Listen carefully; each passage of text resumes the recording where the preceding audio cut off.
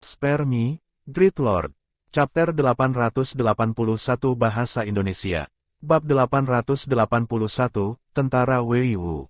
Lu Su dan Lu Xiaoyu tinggal di rumah bangsawan, orang tua Li, selama 3 hari. Orang tua Li hanya menyapa mereka pada hari ketiga. Namun, Lu Su sudah memiliki pendapat baru dan memutuskan untuk masuk tentara Qingsai. Berdasarkan apa yang dikatakan Zhang Weiyu, adalah mungkin bagi seorang praktisi peringkat 6 untuk masuk tentara. Namun, dia tidak bisa mengatakan bahwa dia adalah penduduk desa biasa karena dia akan diperiksa jika dia melakukannya. Dia disarankan untuk tidak bergabung dengan tentara Qingsai karena tekanan pada pencalonan untuk pondok pedang adalah yang tertinggi di tentara Qingsai karena banyak elit lahir di tentara itu. Lu Su bertanya, lalu bagaimana aku harus menyelesaikan masalah dengan daftar rumah tangga aku? Tentara mana yang harus aku pilih? Zhang Weiyu berkata setelah memikirkannya, ada 2 cara bagi seorang budak untuk dibebaskan dari daftar seorang budak. 1. Memberontak dan menderita rasa sakit yang luar biasa untuk menghilangkan bekas di tubuh kamu.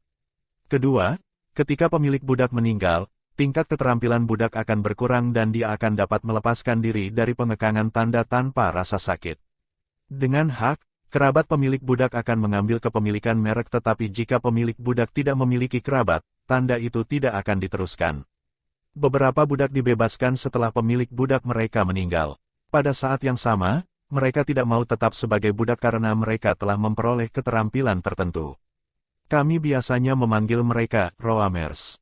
Ketika kamu bergabung dengan tentara, kamu dapat mengatakan bahwa kamu pernah menjadi budak keluarga Liu.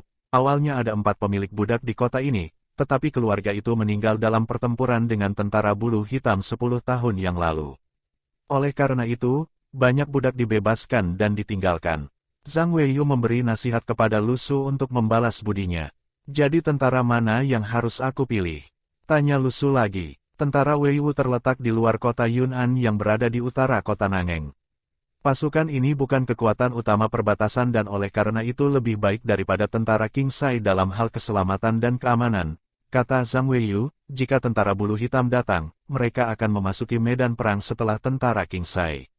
Oh, Lu Su menemukan jawabannya. Itu pada dasarnya berarti bahwa mereka adalah pasukan cadangan dan itu bagus karena mereka tidak harus bertarung. Tentara Weiyu suka merekrut pengembara. Awalnya, mereka mengira budak yang cakap akan menjadi andalan tentara tetapi mereka tidak tahu masalah dengan pengembara ini yang menciptakan kekacauan di dalam tentara. Mereka bahkan berjudi di kamp tentara, kata Zhang Weiyu sambil tertawa. Setelah mengetahui hal ini, banyak posisi penting di tentara diambil oleh para pengembara. Mereka mendiskriminasi penduduk desa biasa. Setelah itu, para pengembara cukup pintar untuk menerima suap dan memotong gaji prajurit lainnya, sementara komandan tentara Wei Wu, yang menjadi penerima manfaat terbesar, menutup mata terhadap situasi ini. Sekarang, bahkan posisi komandan diambil oleh seorang pengembara dan seluruh pasukan akan dihancurkan. Lu Su tercengang. Dewa Surgawi tidak peduli. Dewa Surgawi tidak punya waktu untuk peduli karena dia memiliki 11 tentara.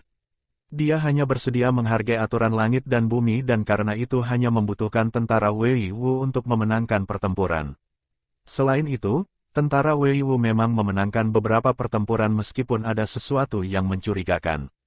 Kamu akan tahu situasi yang sulit begitu kamu berada di sana. Baiklah, kalau begitu aku akan pergi ke tentara Wei Wu. Lu Su mengangguk. Berapa banyak lowongan yang ada di setiap pasukan? Setiap pasukan memiliki 1 lowongan. Ini adalah poin utama dari kalimat aku. Tak seorang pun di tentara Wei Wu ingin berpartisipasi dalam pemilihan pondok pedang, tersenyum Zhang Weiyu. Kenapa? Kamu tidak mengatakan bahwa mereka adalah orang yang licik dan serakah, bukankah mereka akan menjadi kaya dan makmur setelah mereka memasuki Sword Hat? Mengapa mereka begitu picik? Lu Su penasaran. Kamu tidak tahu ini, tetapi sekelompok orang ini sadar akan kemampuan mereka sendiri.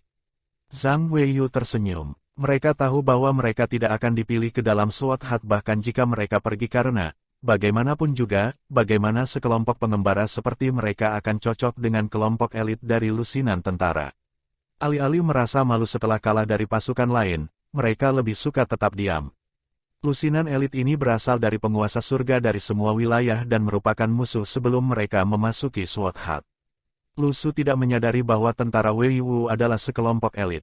Apakah itu berarti tentara Wei Wu tidak mengirim siapapun ke Sword Hat selama beberapa tahun? Tidak, tidak, bahkan jika mereka tidak pergi sendiri, mereka bisa menjual tempat itu kepada para murid mulia. Semuanya melibatkan uang. Zhang Weiyu tertawa. Jadi perhatian utama kamu adalah untuk mendapatkan uang. Berdasarkan pemahaman aku, tempat itu tidak mahal karena pemilihannya sangat dihormati oleh banyak individu dan para siswa mulia tidak akan mencobanya secara acak dan akhirnya menjadi malu jika mereka gagal.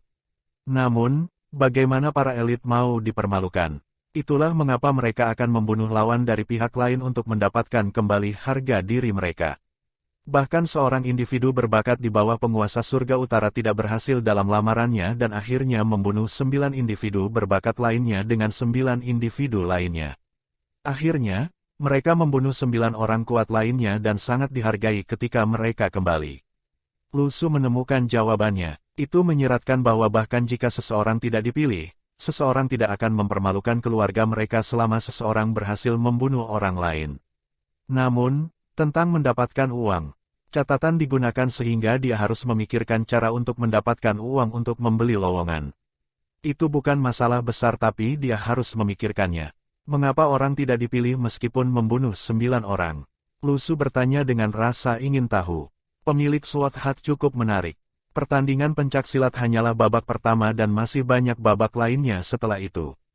Tidak cukup hanya pandai bela diri tetapi aku tidak tahu apa lagi yang ada setelah ronde itu. Zhang Weiyu menggelengkan kepalanya dan berkata, para murid pondok pedang tidak pernah mengungkapkan putaran apa setelah ini. Mereka yang gagal juga diberitahu untuk merahasiakannya dan tidak ada yang berani melawan Sword Hat. Baiklah, Lu Su mengangguk. Apakah kamu ingin pergi bersama kami? Kami dapat berjanji bahwa kamu akan menjalani kehidupan yang lebih riang dan tidak perlu menjual diri kamu sebagai budak. Lu Su serius dengan undangan itu. Dengan seseorang yang tahu tentang hampir semua hal di sampingnya, dia dan Lu Xiaoyu tidak akan membuang waktu dalam perjalanan mereka. Terlebih lagi, dengan cincin luar angkasa Lu Xiaoyu, dia tidak akan mati kelaparan bahkan jika dia tidak mendapatkan cukup uang. Tidak, Zhang Weiyu tersenyum. Aku senang di sini. Apakah itu benar-benar layak? Tanya Lu Su tiba-tiba. Zhang Weiyu tidak pernah mengungkapkan apa yang ingin dia lakukan di sana dan Lu Su tidak pernah bertanya. Namun, dengan mengajukan pertanyaan itu, dia ingin memberitahu Zhang Weiyu bahwa dia tahu bahwa Zhang Weiyu bertanggung jawab atas semacam misi. Zhang Weiyu tersenyum. Dari dulu, aku hanya memiliki satu pemikiran yang membuat aku terus maju. Aku ingin menunggu hari ketika aku bisa menyerahkan hidup aku tanpa menahan diri. Aku akan puas dengan itu. Lu Su dan Lu Xiaoyu pergi dan Zhang Weiyu adalah satu-satunya yang menuju ke utara. Dia berbalik untuk melihat punggung Lu Su dan Lu Xiaoyu dan merasa bahwa itu adalah pemandangan yang menyenangkan. Spare me, Great Lord. Chapter 882 Bahasa Indonesia. Bab 882, menarik perhatian orang lain, Lu Xiaoshu. Penguasa langit selatan menguasai wilayah yang luas tetapi Lu Su dan Lu Xiaoyu menuju ke kota Yun'an, bukan ke kota Nangeng. Awalnya, Lu Xiaoyu ingin berkeliling kota Nangeng tetapi ditolak mentah-mentah oleh Lu Su.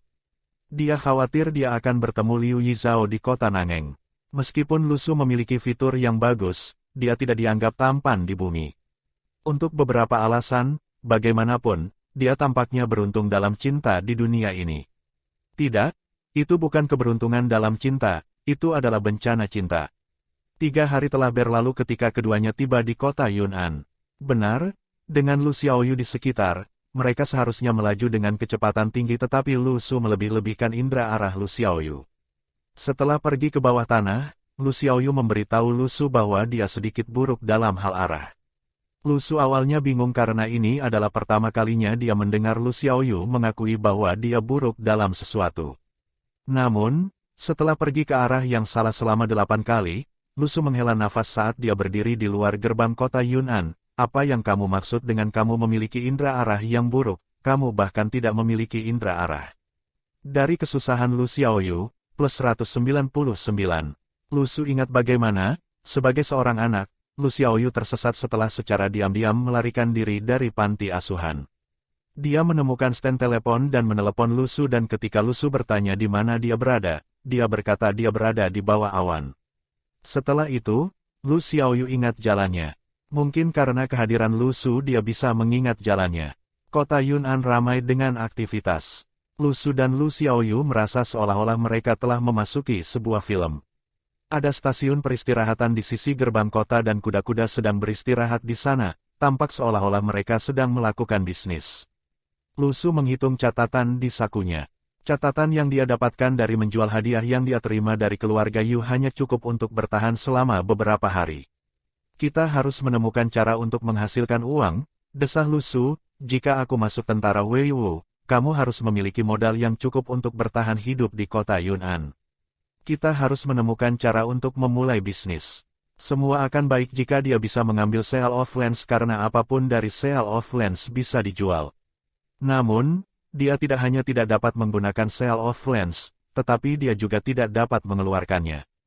Lu Su melirik Lu Xiaoyu. Semuanya akan sempurna jika roh yang kamu tangkap bisa menjadi orang yang nyata. Kemudian, roh itu bisa digunakan sebagai tirai untuk melindungimu saat kamu menyerang. Aku bertanya kepada Zhang Weiyu dan dia berkata bahwa orang-orang di dunia ini memiliki pantangan untuk menangkap roh karena mereka percaya bahwa roh seseorang tidak akan hilang tetapi akan terlahir kembali sendiri. Meskipun Lu Xiaoyu tinggi, dia masih muda dan terlihat terlalu naif. Dia tidak perlu dilindungi karena, bagaimanapun, kota Yun'an adalah kota kecil dan pemimpin kota itu hanya peringkat 2. Dengan kemampuan Lu Xiaoyu, dia mampu bertahan melawan para pemimpin peringkat 1 di kota-kota besar itu. Namun, masalahnya adalah beberapa orang mengira Lu Xiaoyu mudah diganggu karena dia masih muda. Jika ada master yang bertindak di sekitarnya, semua masalah ini bisa diselesaikan. Lu Xiaoyu melihatnya, berjalan ke tempat terpencil dan memanggil Uskup dan Johnson keluar. Kemudian, Lu Su melihat manik 7 warna terbang keluar dari tubuh Johnson dan masuk ke tubuh Uskup saat warna hitam pada Uskup memudar perlahan, berubah menjadi sosok nyata. Manik 7 warna diperoleh ketika Lu Su secara tidak sengaja membunuh mata-mata Jepang kelas C di sisa-sisa Beimang. Setelah menyadari bahwa itu memiliki efek minimal dalam hal meningkatkan kekuatan seseorang saat memberikannya kepada Johnson, dia melupakannya.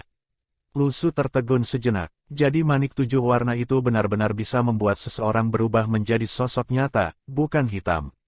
Lalu bisakah kamu menghentikannya dari tertawa bodoh? Lu Xiaoyu memutar matanya. Bukankah seharusnya aku memintamu untuk menghentikannya tertawa bodoh? Dari kesusahan Lu Xiaoyu, plus 399. Pada saat ini, wajah hitam Uskup tidak lagi hitam, dia tampak seperti menderita penyakit Parkinson. Mungkin karena tawa bodohnya, meskipun Lu Xiaoyu tahu bahwa mutiara jiwa Ambilight dapat mengubah seseorang menjadi bentuk aslinya, dia belum pernah menggunakannya sebelumnya. Dengan tawa bodoh ini, efek jera seperti apa yang bisa dia timbulkan? Mungkin seseorang bisa membuat pakaian tetapi senyumnya tidak dapat diubah. Itu sangat tinggi dalam hal prioritas. Lu Su memikirkannya untuk waktu yang lama. Memilikinya lebih baik daripada tidak memilikinya, cukup menutupi setengah wajahnya. Apakah kamu memiliki sesuatu seperti syal? Aku pikir dia akan terlihat kurang asing ketika wajahnya tertutup. Jangan tutup matanya tapi tutup mulutnya, oleh karena itu, seorang lansia bertopeng dengan syal merah muda dengan cetakan kelinci muncul di belakang Lu Xiaoyu dan Lu Su. Sangat sulit untuk menentukan seberapa mengancam dia. Lu Su sedang memikirkan sebuah pertanyaan. Dia mendapatkan mutiara jiwa setelah membunuh jiwa. Setelah itu, dia tidak berhasil mendapatkan mutiara jiwa lagi meskipun telah membunuh banyak orang. Dia tidak menyadari bahwa dia mampu meningkatkan kekuatannya menggunakan mutiara jiwa dengan mengambil jiwa orang-orang yang telah dibunuh Lu Xiaoyu. Meskipun efisiensinya rendah, Johnson telah mencapai puncak peringkat 2. Namun, ada batasan pada mutiara jiwa karena seseorang tidak dapat terus meningkatkan dirinya sendiri setelah mencapai peringkat 2. Lu Xiaoyu memikirkannya sebelumnya. Peringkat 1 adalah proses menggabungkan hukum dan langit dan bumi. Hukum setiap orang berbeda dan jiwa yang murni tidak dapat melanggar hukum ini. Namun, apa yang akan terjadi jika orang lain dari peringkat 1 terbunuh? Akankah jiwa yang diserap oleh Johnson dan Anthony bergabung dengan hukum dan memungkinkan mereka naik ke peringkat 1? Itu mungkin bagi mereka untuk membunuh lawan peringkat 1 mereka. Namun, Lu Xiaoyu sudah terbiasa dengan teknik tipe bumi dan tipe materialisasi. Dia berharap Johnson dan Anthony dapat terus meningkatkan kekuatan mereka dengan menyerap energi di mutiara jiwa. Namun, pada saat ini, Lu Xiaoyu tiba-tiba menemukan bahwa ada seorang wanita yang melihat Lu Su dari sisi jalan. Lu Xiaoyu berpikir keras, apa yang sebenarnya terjadi di dunia ini. Pada saat berikutnya, sebuah tongkat kayu dijatuhkan tepat di depan Lu Su melalui jendela sebuah bangunan 2 lantai. Namun, sebelum tongkat kayu itu jatuh ke tanah, Lu Xiaoyu menangkapnya dan melemparkannya kembali. Dari titik kesulitan Liu Zhenhua, plus 199. Awalnya, Lu Xiaoyu bertanya-tanya bagaimana cara menghentikan Lu Su memasuki kamp tentara. Lagi pula, dewa tahu seberapa sering mereka bisa bertemu jika dia memasuki kamp tentara. Tidak ada yang akan pulang ke rumah setiap hari, bukan? Keduanya tidak memiliki anggota keluarga di dunia ini. Tentu saja, Lu Xiaoyu berharap bisa bertemu Lu Su setiap hari. Namun, pada saat ini, Lu Xiaoyu tiba-tiba merasa bahwa lebih baik Lu Su pergi ke kamp tentara yang didominasi oleh laki-laki. Spare me, Great Lord. Chapter 883 Bahasa Indonesia. Bab 883, Pembuat Sabun Lu Xiaoshu. Lu Xiaoyu merasa bahwa kota Yun'an benar-benar tidak aman. Mereka baru berjalan kurang dari 1 kilometer dan sudah ada lebih dari 10 gadis yang menatap Lu Su. Pada saat ini, Lu Su tiba-tiba berkata, "Aku akan menemanimu selama beberapa hari lagi di kota Yun'an. Mari kita memulai bisnis yang layak sebelum aku melapor ke tentara Wei Wu.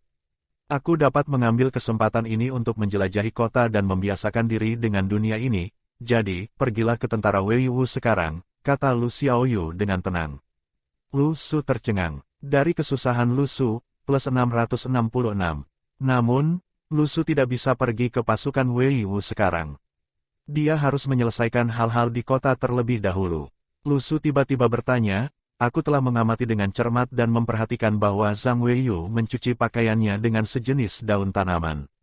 Aku bertanya kepada mereka apakah mereka punya cara lain untuk mencuci pakaian mereka dan dia berkata bahwa setiap orang menggunakan daunnya.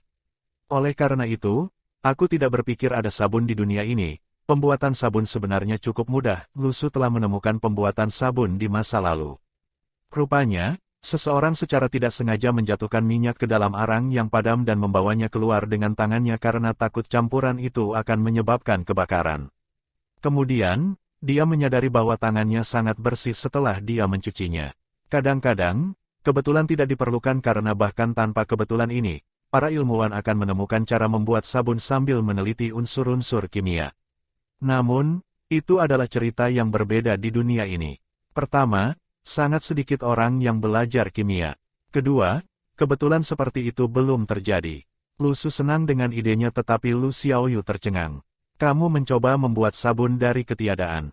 Lu Su berkata, "Apa maksudmu?" Awalnya, Lu Xiaoyu berpikir bahwa lebih aman bagi Lu Su jika dia pergi ke pasukan Wei Wu. Namun, sepertinya tidak aman baginya untuk pergi ke tentara Wei Wu juga. Lu Su merasa bahwa Lu Xiaoyu bertingkah aneh. Bukankah dia akan menghasilkan uang dari membuat sabun? Tidak praktis menggunakan teknologi canggih di dunia ini untuk menghasilkan objek yang tidak terbayangkan. Penduduk asli mungkin tidak akan bisa menerimanya. Oleh karena itu, lebih menguntungkan dan masuk akal bagi mereka untuk menghasilkan produk rumah tangga karena harga biayanya juga rendah. Lu Su menganalisisnya dengan cermat. "Dengar, sangat mudah bagi orang-orang di dunia kita untuk membuat sabun. Mereka hanya menambahkan alkali panas ke lemak babi. Aku tidak berpikir ada alkali di dunia ini tetapi kita memiliki dua pilihan, satu adalah untuk membakar rumput dan cabang-cabang pohon dan menggunakan abunya, satu adalah untuk mencari alkali. Yang pertama adalah metode yang bodoh karena akan lambat untuk membuat alkali dari abu rumput dan cabang pohon, akan lebih baik jika kita dapat menemukan tambang alkali. Aku rasa tidak akan sulit bagi Anthony untuk menemukannya. Setelah menemukan tambang alkali, kita bisa menggabungkannya dengan kapur untuk membuat natrium hidroksida. Ada kapur di dunia ini, aku melihat mereka menggunakannya untuk membangun rumah. Itu normal jika ada kekurangan alkali di dunia ini karena ditemukan agak terlambat di bumi juga. Namun, itu tidak menjadi masalah bagi Lu Su karena dia selalu bisa memanfaatkan abu dari rerumputan dan ranting pohon. Lu Xiaoyu menatap Lu Su dengan kaget. Dia menyadari bahwa Lu Su sedang serius. Dia benar-benar ingin membuat sabun. Lu Su berkata dengan bangga, "Jika dunia ini pernah mencapai kemajuan teknologi, mungkin aku akan dinobatkan sebagai pencipta sabun. Menurutku ini tidak pantas untuk dibanggakan, Lu Xiaoyu berkomentar. Kamu tidak mengerti, sains adalah bentuk seni. Semakin banyak kamu meneliti, semakin kamu akan menemukan keajaiban dunia, desah Lu Su. Namun, dunia ini mengambil jalan lain dan karena itu tidak akan terganggu dengan konsep ilmiah dasar. Tidak ada benar atau salah. Itu adalah dua jalan yang berbeda. Manusia membuat penemuan teknologi untuk memanfaatkan teknologi. Di sisi lain, dunia ini memulai jalan lain karena mereka sudah cukup kuat. Alih-alih teknologi, mereka memanfaatkan sihir. Oleh karena itu, tidak heran jika mereka maju sangat lambat dalam hal teknologi. Itu adalah hasil karena kekuatan seseorang. Lu Su memikirkannya, mungkin ada makhluk hidup yang bisa mempelajari jauh ke dalam teknologi di dunia lain, tetapi dia tahu bahwa tidak ada seorang pun di dunia ini yang akan mempedulikannya. Jadi maksudmu tidak ada praktisi yang memiliki mantra untuk mencuci pakaian? Lu Xiaoyu penasaran. Jika ada, bukankah kita akan menyia-nyiakan usaha kita? Lu Su tersenyum, kami hanya bisa menjual sabun ke penduduk desa biasa. Mereka membentuk 80% dari orang-orang di sini. Ini adalah pasar kami tidak perlu menjualnya kepada praktisi.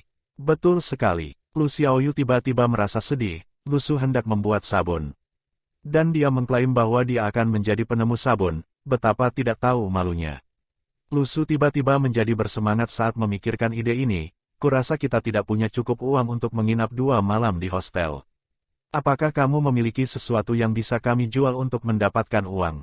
Lu Xiaoyu menatap Lu Su dengan hati-hati. Kamu mau aku jual apa? Aku memiliki rantai emas tetapi orang-orang di sini tidak akan menginginkannya.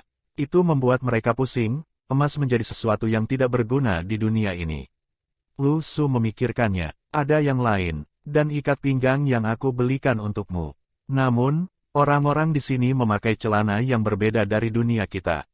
Mereka tidak membutuhkan ikat pinggang dan tidak mengenali merek-merek besar, kata Lu Xiaoyu.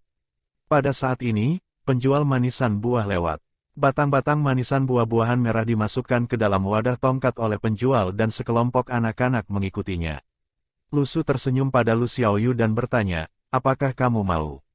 Tidak, Lu Xiaoyu menggelengkan kepalanya. Kita perlu menghemat uang. Lu Su memandang Lu Xiaoyu. Lu Xiaoyu masih meminta manisan buah pada malam sebelum roh Qi-nya pulih. Setelah 2 tahun, Lu Xiaoyu telah dewasa. Waktu akan mengubah karakter seseorang tanpa disadari. Baik itu Lu Xiaoyu atau Lu Su sendiri, dia berharap penampilannya akan berubah. Lu Su menghentikan penjualnya. Tolong 1 tongkat. Dia membelinya dan memasukkannya ke tangan Lu Xiaoyu. Tinggalkan 1 saja untukku. Oh, Lu Xiaoyu menjawab dan menundukkan kepalanya, tampak tenggelam dalam pikirannya. Rasanya seolah-olah mereka berada di dunia yang sama. Atau mungkin, bahkan jika dunia telah berubah, Lu Su dan dirinya sendiri tidak berubah. Mereka juga sangat miskin saat itu tetapi dia tahu bahwa Lu Su punya cara. Awalnya, Lu Xiaoyu tidak menyukai dunia ini dan tidak mau menerimanya. Namun, perasaan ini menghilang. Itu karena Lu Su ada di sana. Di mana-mana sama dengan Lu Su di sekitarnya. Spare me, Great Lord. Chapter 884 Bahasa Indonesia. Bab 884, Studi Raja Baru. Kota Yun'an dikelilingi oleh pegunungan. Beberapa orang mengatakan bahwa di kota Yun'an, hangat di musim dingin dan sejuk di musim panas. Itu seperti musim semi sepanjang tahun. Tapi Lu Su merasa ini bohong. Setelah Lu Su memasuki kota Yun'an, dia tidak segera mengamati betapa bisnis lebih makmur di sini dibandingkan dengan di ladang.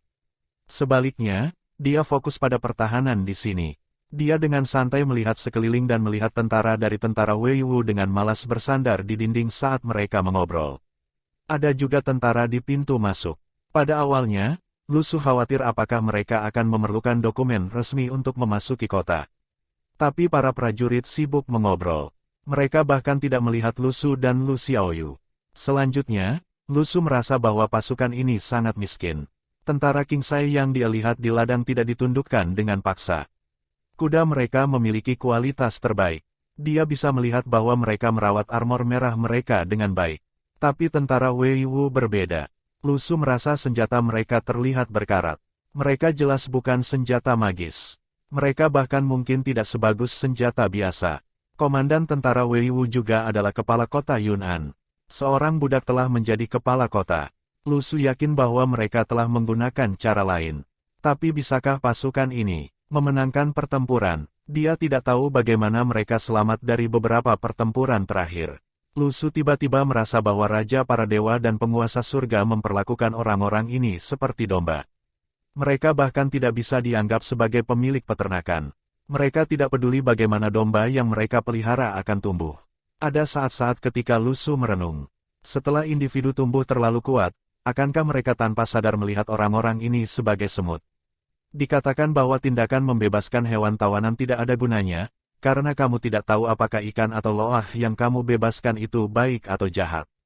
Jika kamu telah membebaskan seekor ikan jahat, maka kamu akan disalahkan oleh para dewa, bukan? Beberapa berpendapat bahwa ikan tidak peduli apakah yang lain baik atau buruk, selama mereka dibebaskan. Tidak peduli apakah itu ikan, atau loches, atau bahkan manusia, tidak akan ada perbedaan dalam peralatan dan makanan mereka. Tapi di mata para dewa, manusia itu sama. Mereka tidak layak untuk diperhatikan. Di dunia ini, di atas peringkat 1 adalah Master Realm. Orang-orang ini memandang rendah manusia seperti mereka memandang rendah semut. Siapa yang peduli dengan mereka? Selama mereka cukup kuat, mereka akan mampu mempertahankan kekuasaan mereka sendiri. Ini berbeda dari mengatur orang lain. Ketika orang mengatur orang lain, mereka harus memikirkan kehidupan, lingkungan, dan kebiasaan mereka. Sekarang, seolah-olah para dewa mengatur orang. Tidak peduli berapa banyak orang biasa berjuang, itu tidak akan berguna. Dari sudut pandang ini, Lu Su dapat memahami situasi saat ini di pasukan Wei Wu. Penguasa surga selatan, Wen Zaifu, terlalu malas untuk peduli dengan mereka. Akankah para dewa peduli dengan semut yang tanpa malu-malu mencari keuntungan pribadi? Meskipun Lu Su belum pernah melihat Niting, seorang Shen Changjing, menyerang, dia bisa membayangkan kekuatan mengancam yang dia miliki. Seorang pangkat 1 mampu mendobrak gerbang neraka di pegunungan Kunlun. Master Realm hampir pada tingkat yang sama dengan dewa, setidaknya di mata orang-orang biasa. Dunia ini tidak menggunakan nama Shen Changjing. Hanya ada Master, tapi sejujurnya, Lu Su lebih suka jaringan surgawi seperti ini. Dia bisa bertarung bersama dengan jaringan surgawi, duduk di bawah pohon kenari dan membaca dokumen, dan membawa semangkuk bubur millet hanya untuk memberitahu si Suejin bahwa bawang hijau Cina tidak enak. Lu Su merasa bahwa Niting adalah orang yang nyata, dan bukan dewa. Dia jauh lebih kuat dari beberapa penguasa surga. Tentu saja, dia belum pernah melihat dewa surga untuk dirinya sendiri. Dia belum bisa menyimpulkan. Lu Su dan Lu Xiaoyu berjalan melewati toko mie. Dia melihat bahwa toko itu sangat ramai, seolah-olah sekelompok besar orang sedang mendiskusikan sesuatu. Dia mendengar seseorang berbicara tentang Raja para Dewa.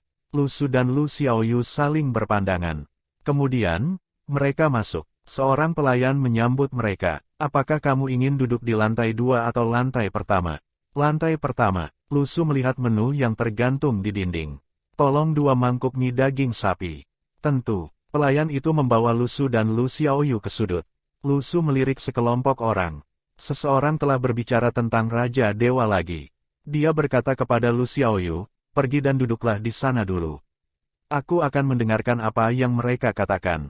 Ada beberapa meja tamu yang duduk bersama. Di antara mereka, seorang lelaki tua berkata, aku telah mendengar begitu banyak tentang studi Raja hari ini.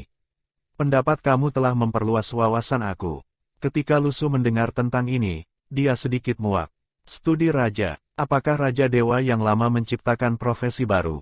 Tiba-tiba, seseorang berkata dengan nada tinggi, aku bercita-cita untuk membaca semua puisi Raja Dewa dan menggambar dunia yang disebutkan Raja Dewa dalam puisinya. Orang-orang di sekitarnya bersorak dan bertepuk tangan.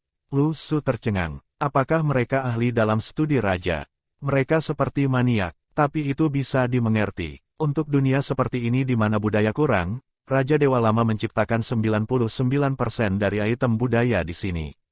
Itu normal bagi orang untuk menghormatinya. Tiba-tiba, seseorang berkata, kakak, tahukah kamu puisi ini? Matahari putih terbenam di bawah pegunungan, sungai kuning mengalir ke lautan. Jika kamu ingin melihat pemandangan ribuan mil, naiklah ke lantai berikutnya. Puisi ini berjudul, Mendaki Menara Bangau Kuning. Menara Bangau Kuning telah muncul berkali-kali dalam puisi Raja. Aku ingin tahu seperti apa Menara Bangau Kuning ini, dan di mana letaknya. Jangan menelitinya. Orang itu menghela nafas, Menara Bangau Kuning adalah tempat suci bagiku. Mari kita lihat baris pertama. Orang dapat melihat pegunungan dari Menara Bangau Kuning. Lebih jauh lagi, gunung-gunung itu mungkin berada di barat. Lusu terdiam selama 2 detik. Dia kemudian berkata, pernahkah kamu berpikir bahwa Yisan Jin 1 terbenam di bawah pegunungan mungkin adalah nama seseorang? Diskusi yang awalnya antusias tiba-tiba menjadi tenang. Semua orang mendongak dan menatap Lusu. Mereka kemudian mengingat puisi itu. Dari kesusahan Qizhi, plus 666. Dari kesusahan An Hao, plus 666. Dari Chen Weihua, argumen ini, seseorang ragu-ragu. Jika Raja Dewa yang tua mendengar ini, dia akan menghajarmu. Ketika sekelompok orang mendengar ini, mereka berpikir bahwa itu adalah argumen yang tidak masuk akal dan siap untuk memarahinya. Tetapi ketika mereka melihat ke atas dan melihat Lusu, mereka dibungkam oleh penampilannya.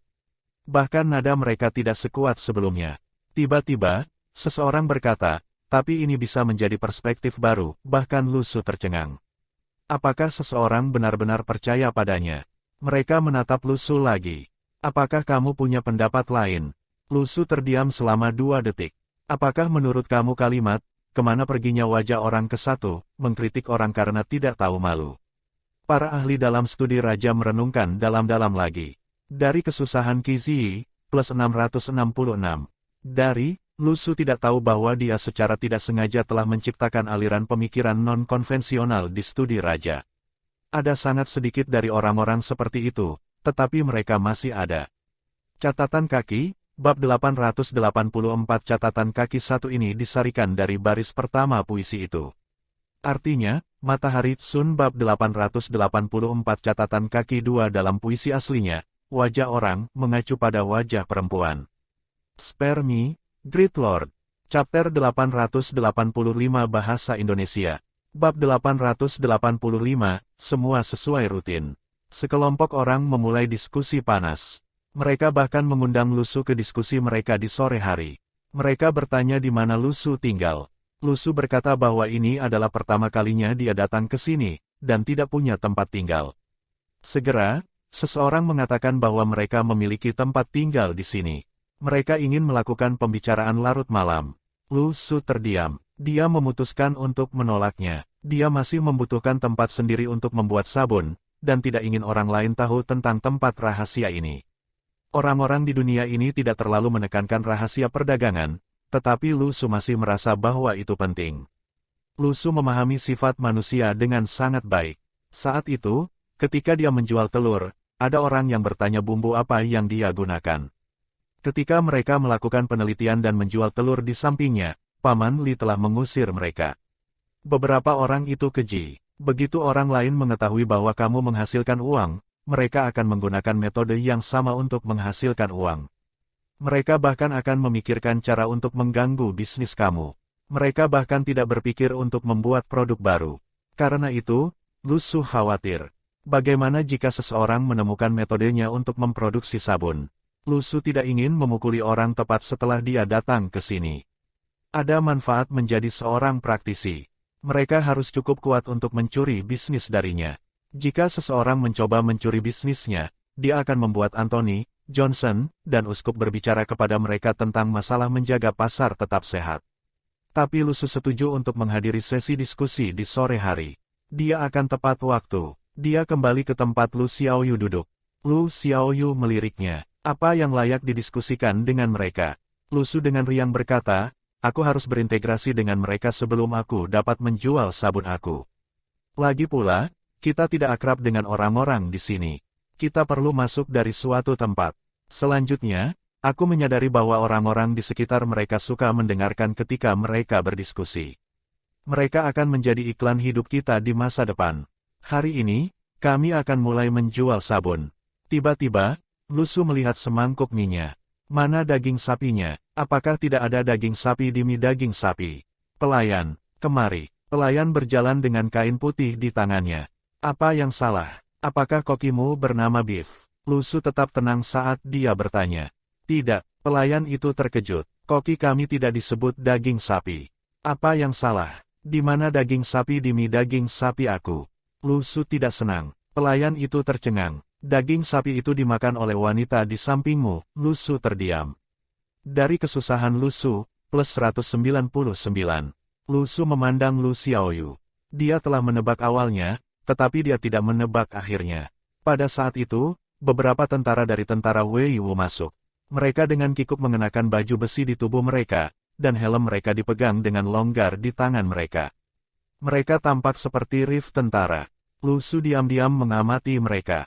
Dia ingin melihat bagaimana tentara Wei Wu berperilaku dalam kehidupan sehari-hari. Ketika keempat prajurit itu masuk, mereka berteriak dengan angkuh, 3 kilogram daging sapi, 2 liter alkohol, dan 4 porsi hidangan dingin. Percepat, Lu Su dan Lu Xiaoyu duduk di sudut dan tidak bergerak. Ketika para prajurit selesai makan dan hendak membayar, salah satu dari mereka tiba-tiba meletakkan helm mereka di atas meja. Di sini, ambil helmnya sebagai pembayaran. Saudara-saudara, ayo pergi. Pelayan melihat helm di atas meja dan memasang wajah panjang. Lu Su tercengang. Bisakah ini disebut tentara? Mereka bahkan tidak menginginkan helm mereka.